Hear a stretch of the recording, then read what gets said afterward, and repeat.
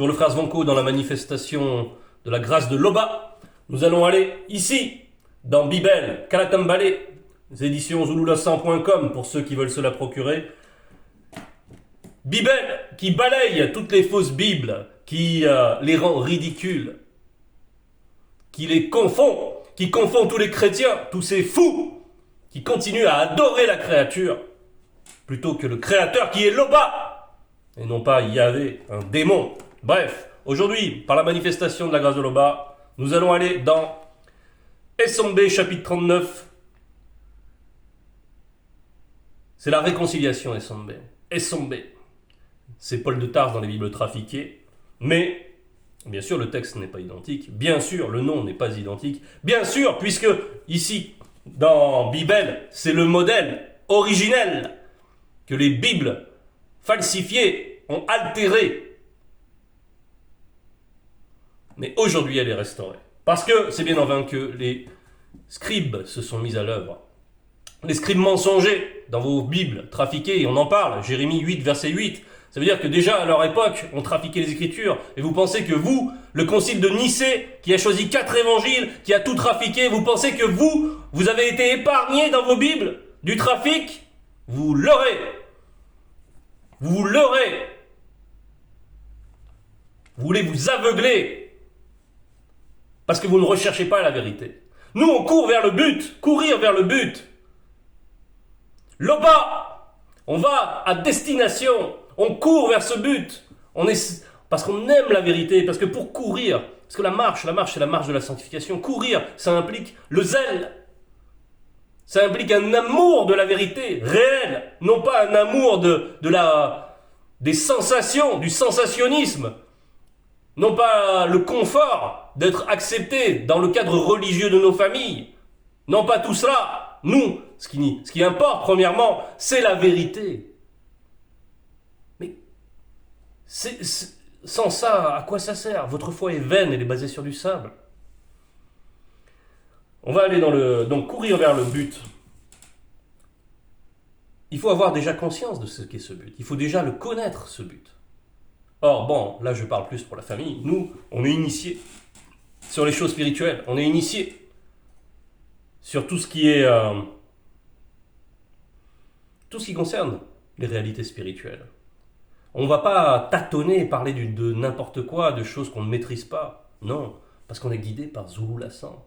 Parce que Zulula 100 ne vient pas du visible. Il est là, en itinérance dans le visible, pour nous informer à nouveau, pour nous initier à nouveau dans ce qui était au départ. Et donc nous devons nous rapprocher de ce modèle. Courir vers le but, c'est aussi remonter aux origines.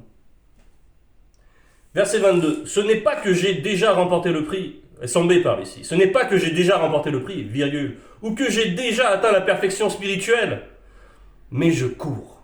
Point virgule, mais je cours, virgule. Donc, il n'a pas atteint tous ses objectifs spirituels, mais il est dans l'action. Courir, c'est être actif spirituellement. C'est être en veille spirituellement. C'est donc être alimenté spirituellement. C'est donc prier. C'est donc avoir une vie de prière. C'est donc avoir la vie spirituelle dans le visible. Et avec tout cela, il œuvre. Il y a les œuvres, bien sûr. Prier, c'est déjà une œuvre, bien sûr, mais tout ça c'est de l'énergie. On est en contact avec le spirituel nous alimente, et ensuite, Esombe va déverser tout cela pour ensemencer les bonnes terres, ceux connus, qui doivent entendre. Mais je cours pour tâcher de la saisir, puisque moi aussi j'ai été saisi par Jokisabe.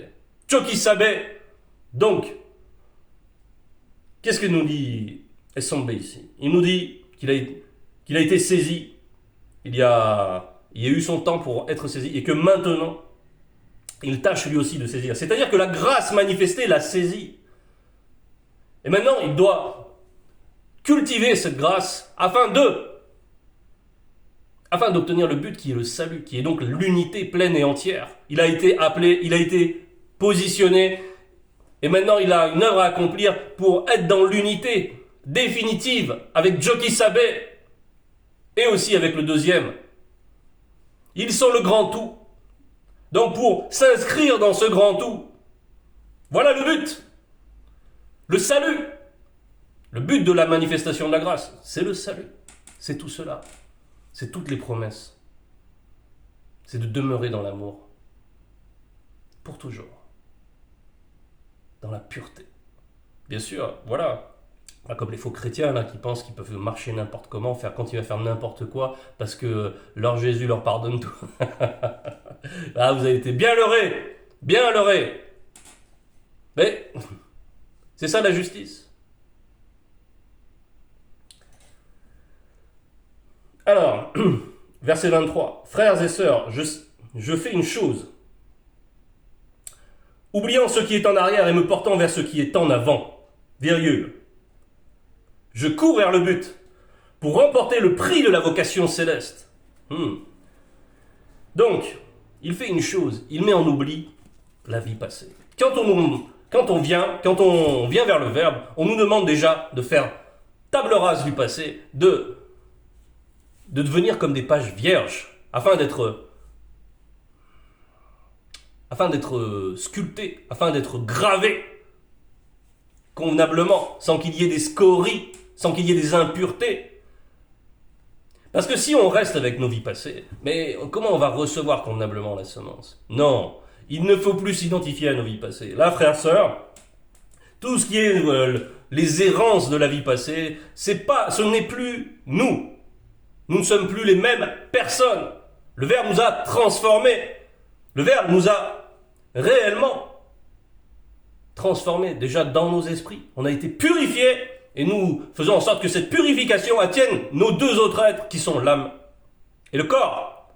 Et de vivre pleinement cette sanctification. Voilà ce que nous recherchons. Donc, si on commence à penser à ce qui est en arrière, à se laisser traîner en arrière, on a un boulet au pied. On ne peut pas marcher convenablement et encore moins courir.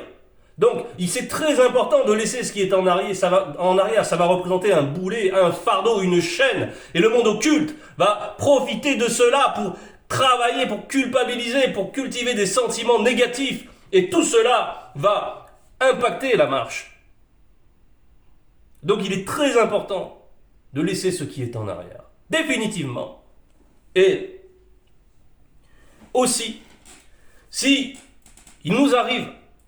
arrive à quelqu'un d'entre nous de pécher, il faut aller dans la prière, traiter convenablement cela, se départir de cela. Si par faiblesse, de manière involontaire, tu as été induit, par faiblesse, tu as péché, mais ne t'identifie plus à cela. Traite-le convenablement dans la prière, repens-toi, et ensuite tu mets ça de côté, c'est terminé, et tu continues la marche. Voilà ce que nous dit S.B. Et il nous dit donc,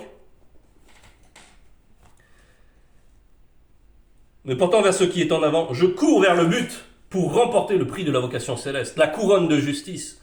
Pour ceux qui ont la curiosité, ils pourront aller dans S.B. 50, verset 22 à la page 772. C'est la couronne de justice, le prix de la vocation céleste et tout ce qui est attaché à ce prix. Bien, verset 24. Nous tous donc qui avions autrefois reçu la manifestation de la grâce, ayons cette même pensée. Ayons cette même pensée. Soyons dans l'unité quant à la connaissance de la vérité. Et si vous êtes en quelque point d'un autre avis, virgule, l'Oba par le Mundi vous éclairera aussi là-dessus. Donc,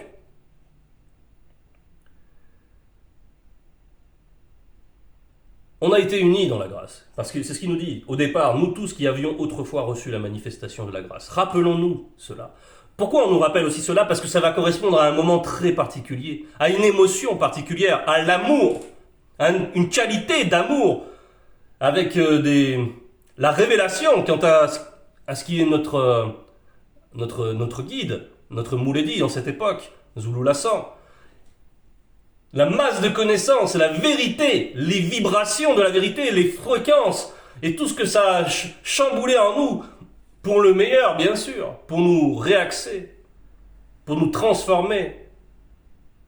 Il y a eu cette émotion, il y a ce premier amour, qu'on évoque aussi dans Baby Cedi. Je ne vais pas y aller. Mais c'est tout cela que S.B. évoque, et qu'il ramène au souvenir. Donc, rappelons-nous ces émotions, cette intensité. Afin de courir, il faut qu'il y ait le zèle. Le zèle, c'est les chaussures spirituelles. Donc pour courir, il faut ce zèle. Et ce zèle, c'est quoi? C'est un amour intense de la vérité. Donc, voilà ce que Essomber ravive ici. Et si vous êtes en quelques points d'un autre avis, Loba par le maudit vous éclairera aussi là-dessus. Donc, voilà, il n'y a pas de matière spécialement à discuter. Il faut accepter. Il faut accepter ce qu'on vous dit. Quand on vous dit de laisser ce qui est en arrière, quand le Mundi vous dit qu'il faut laisser ce qui est en arrière, il faut laisser ce qui est en arrière. Point. Et donc, il faut avoir cette discipline mentale que quand il y a des souvenirs des errances passées, de nos vies passées avec... Boum, c'est plus moi, on coupe. Ce n'est plus moi. Et ce n'est pas un refoulement, parce que les psys vont vous dire, ouais, c'est du refoulement. N'écoutez pas ces niaiseries.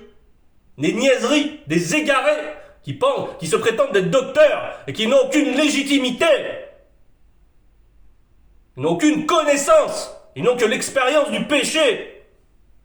Et c'est avec cette expérience du péché qu'ils se disent « Docteur !» Comme tous ces faux pasteurs. Mais on va les évoquer un peu plus tard. Donc, verset 25. « Seulement, au point où nous sommes parvenus, marchons d'un même pas selon le Verbe. » Donc, au point où nous sommes parvenus, c'est-à-dire que là on nous parle d'une étape dans la marche. On nous parle d'une étape dans la marche. Nous, frères, sœurs, nous sommes dans la bergerie. Celui qui n'est pas dans la bergerie, mais qui écoute les enseignements, et ils sont nombreux, vous êtes fragilisé. Parce que vous ne vivez pas la dimension de l'unification. Et l'unification, c'est essentiel. Le Mundi s'est exprimé avec puissance lorsque les apôtres, lorsque tous ceux qui ont cru en Jokisabe étaient dans l'unification, dans la fraction du pain, dans la vie en commun, dans l'amour communautaire, l'amour fraternel, cette dimension-là. Celui qui est un peu à la marge par rapport à ça, il est plus en danger. Parce que Satan rôde comme un lion. Le Mounima Bobé, il cherche toujours à frapper celui qui est plus faible. C'est comme lorsque vous voyez un troupeau et qu'il y a le lion qui rôde pour la proie, il va toujours s'en prendre à la proie la plus esselée, la plus chétive, la moins alimentée, la moins développée spirituellement. Il va toujours aller chercher cela. Et hop, il prend ce qu'il peut prendre. Donc celui qui ne vit pas l'unification, il est plus faible. Il cherche à suivre la marche, mais il a du mal. Tout seul, c'est plus difficile. Il y a une puissance. Jokisabe, il était toujours accompagné lorsqu'il officiait dans le visible. Il s'isolait parfois, même s'il n'était pas seul dans cet isolement. Spirituellement, il n'était pas seul. Mais c'était pour une démarche spirituelle bien précise, pour aller puiser à la source. Donc bien sûr qu'il n'était pas seul. Voilà ce qui nous est dit ici.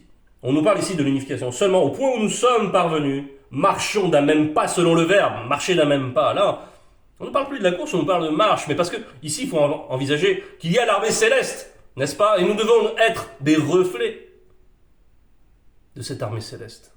Nous devons refléter les vertus et l'impartialité du grand ordre des choses. Mais toutes ces entités, elles ont la conscience collective. Si vous n'avez pas la conscience collective, si on n'a pas cette marche en commun, on ne reflète pas exactement le spirituel. Comprenez que l'isolement, c'est une fragilité et c'est une lacune. Bon, donc les entités, on les appelle aussi l'armée céleste. Et quand on nous parle de marcher d'un même pas, ça c'est l'armée qui marche d'un même pas. Pas, pas, pas, pas, au pas cadencé. Mais comment vous allez prendre ça? Bien sûr que le nombre, c'est une force, c'est une puissance. Donc, profitons de ça. Profitons de tout ce que nous pouvons vivre de manière communautaire. C'est excellent. Et à travers cela, on peut coordonner des œuvres. On voit comment le ministère de la diffusion, il agit de manière extrêmement coordonnée, extrêmement organisée. Il y a une coordination admirable dans les œuvres. Ensuite, une efficacité accrue. Marchons tous d'un même pas, frères et sœurs, dans l'amour de la vérité. dans l'amour de nos frères et sœurs qui vivent cet amour de la vérité. Oh Loba, c'est bon la spiritualité. Merci. Donc, verset 26, soyez tous mes imitateurs, frères et sœurs, et portez les regards sur ceux qui marchent selon le modèle que vous avez en nous. Là, voilà. Ici, Esombe, bien sûr, Joe Kisabe, il avait quitté le visible. Il reste comme modèle les apôtres. Ce sont les modèles principaux. Et puis ensuite, il y en a d'autres qui viennent. Donc, soyez mes imitateurs, frères et sœurs, et portez les regards sur ceux qui marchent selon le modèle que vous avez en nous. Donc voilà, ceux qui sont actifs, ceux qui vraiment manifestent l'amour de la vérité dans leurs œuvres, dans leur vie, dans leur manière d'agir, à travers le aurora. Tous ceux qui prenez-les pour modèle, mais aujourd'hui, bien sûr, on a Zulula. Nous, notre Mouledi, il est encore dans le visible. Donc nous, pour nous, le modèle, c'est avant tout, bien sûr, Zululasa. La perfection incarnée. Le Verbe fait chair. Donc, on a le modèle ultime. On ne peut pas faire mieux que ça. Joe Kisabe, en son temps, bien sûr. Il était l'être suprême dans le visible. Donc, bien sûr, c'était aussi un modèle ultime. Le terme et le départ. Hein, il y a des mystères par rapport au grand tout. Mais tout ça, on ne va pas évoquer parce que nous avons une mission déterminée. Verset 27. Car il en est plusieurs qui marchent en ennemis du message symbolique jadis de Joe Kisabe sur le poteau. Virgule. Je vous en ai souvent parlé et j'en parle maintenant encore en pleurant. Car il en est plusieurs qui marchent donc en ennemis.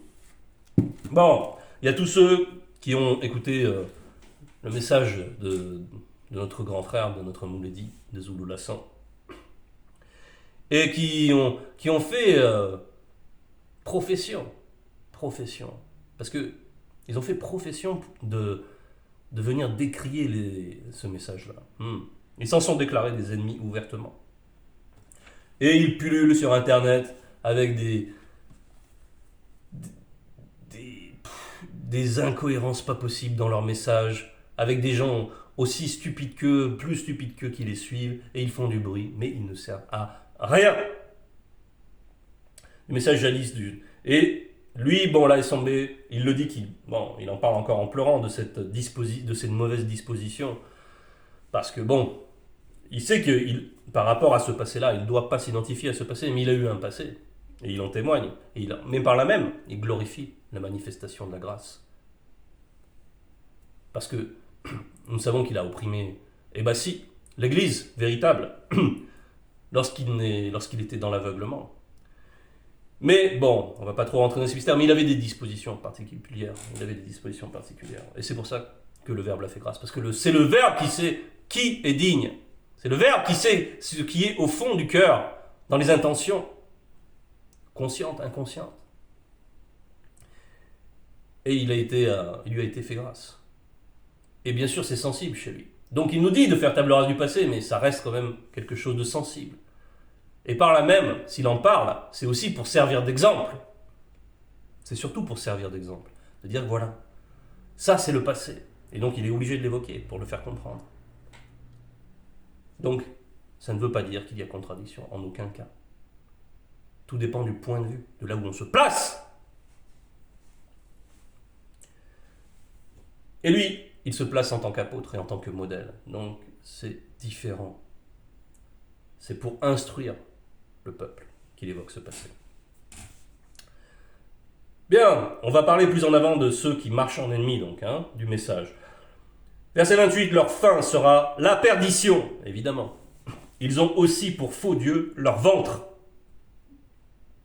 Là, il met un aussi. C'est subtil, mais Esombe dit, il met aussi. Parce que Esombe, il ne se reconnaît pas du tout dans cela. Il n'avait pas ces dispositions-là.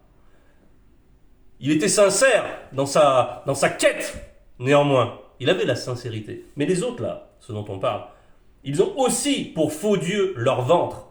Ils mettent leur gloire dans ce qui fait leur honte. Ils ne pensent qu'aux choses du visible. Oui, ils évoquent des choses dans leur Bible qui veulent toucher au spirituel, dont ils ne maîtrisent rien, dont ils ne connaissent rien. Bon, je ne vais pas trop rentrer là-dedans, parce que leur doctrine est tellement falsifiée, tellement honteuse. Bien, mais ici on nous parle d'une disposition charnelle, c'est-à-dire qu'ils ont pour Dieu leur ventre. Ils ne pensent qu'aux choses du visible. L'Akisabé parle aussi de cet état. On va aller dans l'Akisabé. L'Akisabé 1, verset 25, page 798. Car toutes les choses mauvaises qui sont dans le visible, la convoitise de l'âme, la convoitise des yeux et l'orgueil de la vie, ne viennent point du verbe de Tété, mais viennent des démons de circonstance. Donc, eux, ils sont les avatars des démons, non seulement de circonstance, mais des démons religieux, etc., etc. Et ils viennent, et ils veulent instruire et contre-instruire des gens égarés déjà. Ils viennent et ils sèment le mensonge. Ils mettent leur gloire dans ce qui fait leur honte. Ça, on le voit beaucoup. Il y en a qui revendiquent la polygamie. Ils en font une gloire dans leur doctrine. Et ils invitent tout le peuple à suivre leur débauche. Parce que c'est de la débauche. Parce que c'est l'amour du sexe qui les conduit. La perversité. C'est pas que le sexe soit mauvais, hein. Mais le fait de vouloir avoir plusieurs femmes, c'est ce qu'ils recherchent à travers ça, c'est le plaisir sexuel avec plein de femmes. C'est tout. Ils ont des dispositions charnelles. Donc, ils valorisent ce qui est une honte. Où est la fidélité? Où est l'amour véritable? Où est la dignité pour la femme? Donc tout ça, bien sûr, ils mettent leur gloire dans ce qui fait la honte. C'est une honte. C'est une honte. Et vous vous en gargarisez, vous les fous pasteurs, vous les imbéciles. Vous êtes des imbéciles, bien sûr, vous n'avez pas d'intelligence spirituelle, vous avez une intelligence charnelle. Vous faites honte. Vous êtes révulsants et vous serez rejetés. Vous êtes des fils de la perdition. Mais nous, oh frères et sœurs, nous ne sommes pas ainsi disposés. Verset 29. Mais notre demeure spirituelle à nous est le grand ordre des choses, d'où nous attendons aussi la manifestation de la grâce de l'Oba par le Mundi, qui transformera le corps de notre humiliation en le rendant semblable au corps glorieux de la gloire des entités du grand ordre des choses, par la manifestation du pouvoir qui a pour résultat d'assujettir toutes sortes, toutes choses selon le Verbe. Bien, frères et sœurs, nous on a une demeure, nous on a un but. Donc là on nous parle de ce but, c'est le demeure spirituel, c'est la vie spirituelle, dans la pureté, enfin loin des agitations de la folie de ce monde, de la société des hommes. Donc on nous parle de cette demeure. Les gens, eux, ils ont quoi comme objectif là? Leur dernière demeure, ils l'appellent leur dernière demeure. C'est quoi? C'est le trépas, c'est le cercueil et c'est tout. Ils seront éteints, leur âme sera éteinte. Et ce n'est pas notre cas. Nous, notre âme, elle vit. Parce que le Mundi va prendre le relais. Une fois que l'âme, l'esprit et le corps vont être séparés, notre âme sera toujours alimentée, vivifiée par le Mundi. Et nous n'aurons pas la même destination.